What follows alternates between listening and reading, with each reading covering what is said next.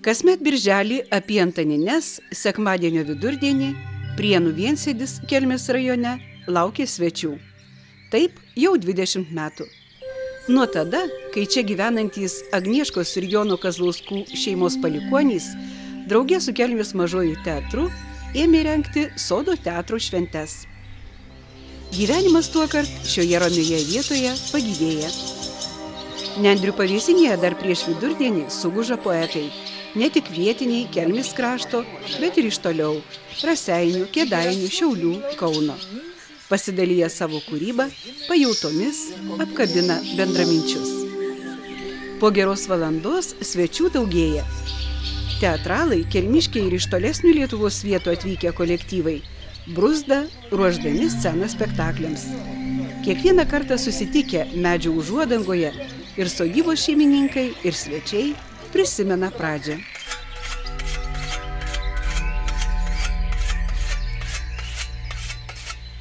Dar praėjusiame šimtmetyje, kai šioje sodyboje dar šeimininkavo Agnieška ir Jonas, ją aplankė jaunas, neseniai iškeptas režisierius Algimantas Armonas, pradėjęs dirbti Kelmėje.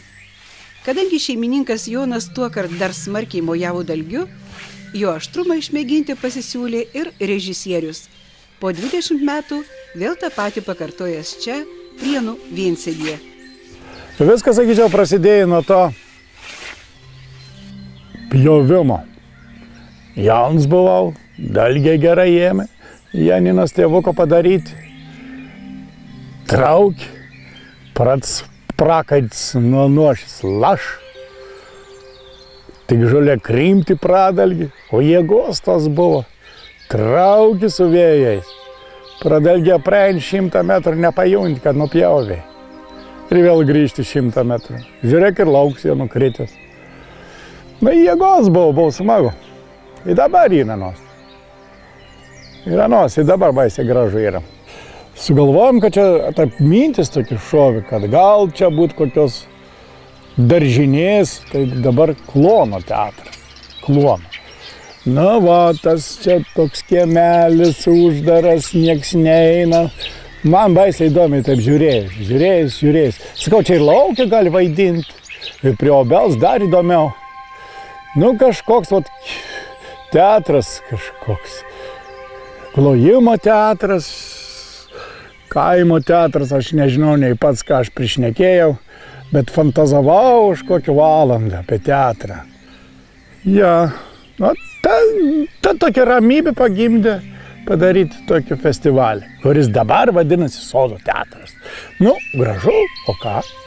Ir kaip užkibom, taip ir užkibom. Nebėra kaip atsitraukti. Ir nesinori traukti. Nu kaip pasitrauks, kad gražu. Birželis pat žaloms. Aplinkui žalia, gražu. Žalelį tokia žalia, atsimenu, dar vaidinam kažkada su kaukėm. Kaukės tokios rūžavas prie to žalumos. Taip dera, taip gražu. Galvoju, o, matai, tas teatras nebūtinai turi būti kur nors salėj dideliai įrengtoj su apšvietimais. O ant tą patį gali atnešti dar įdomesnį dalyką, vat, gamtoj, kai suvaidini. Bet žinoma, turi būti tam tikra graži vieta. Šviesi vieta, pasakyčiau, atvira vieta, kuri norėtų priimti viską ir tiesiog perduoti. Vat kad ateini, pradedi vaidinti, kolektyvus susėdi žmonės, pradedi gamtoj vaidinti, gamtos natūralus apšvietimas ir saulė derinasi, tai jau pat prie spektaklių, jinai kažkaip visus kampus sugeba apšviesti, ten kur reikia. Kur reikia ir debesėlis užeina. Tokie kažkaip pasižiūri, tokie stebuklai vyksta. Ir tada po to spektaklį tokie gauni, pasibaigia spektaklis, ir plojimai, aplodismentai, galvoju, kodėl? O kodėl taip smagiai žiūrėjai žmonėms? Ogi todėl, kad pats tas sodas, tos obelis atneša savo atmosferą. Atveža to, ko nei didžiajam teatrui, nei mažajam, nei New Yorko teatras niekur neišgaus tokios atmosferos. Tokios tiesiog pati kūrėsi su spektakliu reikalinga, sakyčiau, atmosfera ir dar prisidėsiu žodį aura. Ir tada išeina toks žmogus supoetintas, poezijos apkrėstas, poetiškumo apkrėstas. Čia ta vieta yra, kur tikėti nereik. Ir nereik čia nieko įsigalvoti. Ir nereik čia ieškoti mandrybių. Čia yra, būtent, suprantat, kada būni žmogus, natūralus, natūrali vieta. Ir pabandyk čia nors vienais metais nepadaryti festivalį. Visiems metams gaunas tuštuma. Suprantat, kam yra. Kas čia su tuos valdų dalykus, kas čia taip šnek man įdomi, aš nežinau. Bet suprantat, čia yra natūralu. Ateini birželis, čia klausimų nekyla. Nereik daryti, susirandi. Čia nereik mandrių spektaklių, Makbetą, reik šiltų, žmoniškom problemom, savom, kur visiems suprantamas tomas problemas. O jeigu dabar pradėtume ieškoti čia sodį kažkokių mandrybių, toks teatras, šitoks, čia kažkokias problemas nešt. Ne. Čia yra atgaivos vieta, poetiškumo vieta. Dirbi, nuklysti. Atvažiuoji, vėl save susigražini sodo teatre. Save susigražini. Susigražini savo mintis, pastatai į vietą. Jas sureguliuoji savo vidų, spektaklį susireguliuoji. Ir teatras savaime pasima kažkokios informacinės, turbūt aš nežinau, negirdamos, nematomos energijos, kuri ateina tau kažkaip ir tave sutvarko ir jau tu kitiem metam esi pasiruošęs po atostogų vėl dirbti protingai, sąžiningai, kiek tai įmanoma, žinom, kiek protas išneš. Ne visada to proto yra, kits klausimas. Bet čia daugmaž, sakyčiau, ta vieta, kur proto padeda į vietą. –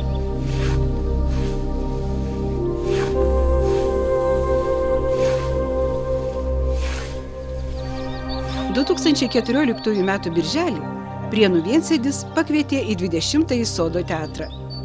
Kaip visus praėjusius metus, taip ir šiuos, svečius šeimininkai pasitiko su tradiciniu Sodo teatro ženklu – žagarėliais, raitytais per naktį, kad šviežus būtų ir kad visiems pakaktų. Sakau ačiū visiems bičiuliams, kurie esate čia. Sakau ačiū visiems, kurie tik šiemet sužinojot, kad Prienuose vyksta tokia šventė. Ir jinai šį kartą jau 20-oji.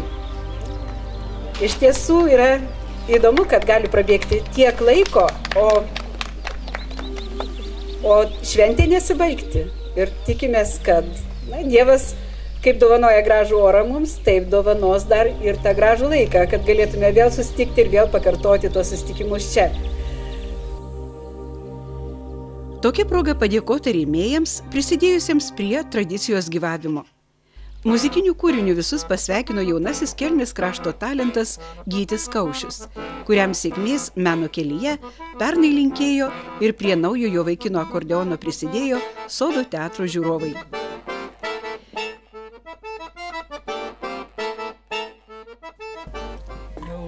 Dvidešimtoji Sodo teatro šventė pakvietė jau antrą kartą čia atvykstančią režisierę Virginiją Staševičiūtę. Šį kartą ji žiūrovus nudžiugino drauge su Gasčiūnų teatro artistais, atvežusiais nuotaikingąjį Tamošių be kepurį.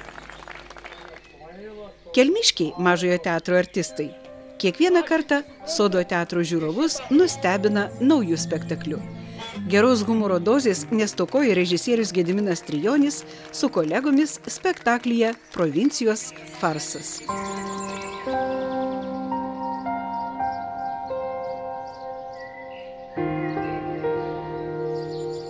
Aš noriu vieną stebuklą pasakyti.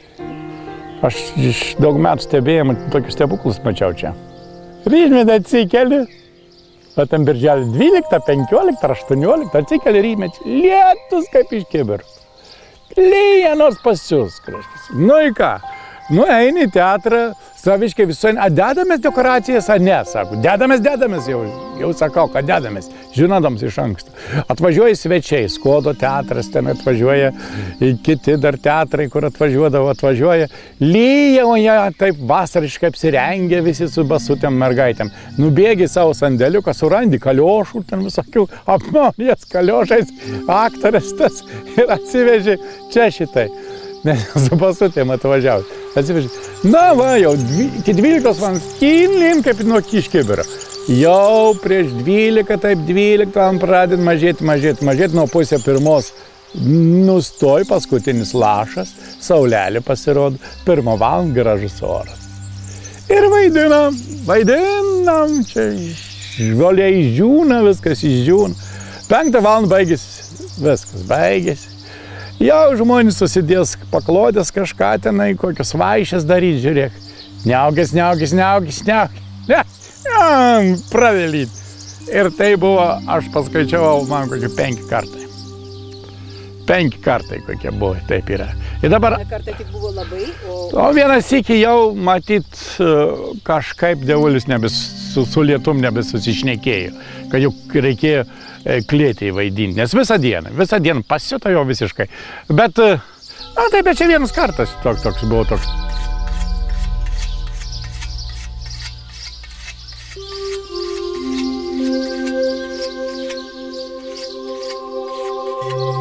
Ir labai smagu, kad vyksta tokie renginiai, nes galima atvažiuoti iš miesto, pabūti gamtoje, pasižiūrėti, kaip žmonės linksminasi. Tikrai labai malonu.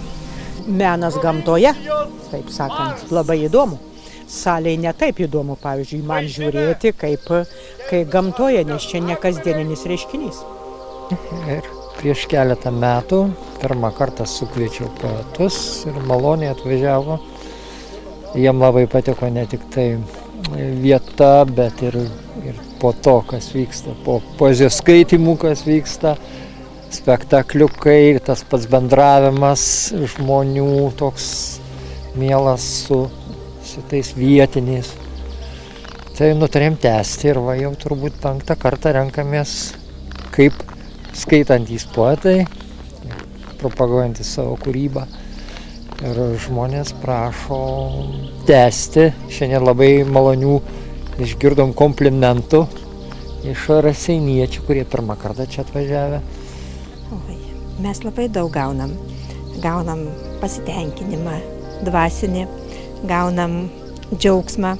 Čia vaikštom, dairomės, džiaugiamės su žmona ir galvojam, kokia laimė čia šiandien atvažiuoti, pasižiūrėti. O spektaklis tai nuostabus. Mes apskritai mėgstam pasijuokti, juk tai gyvenime juokas labai padeda. Ir kada sunku žmogui, ir kada džiaugsmas. Nuostabu buvo.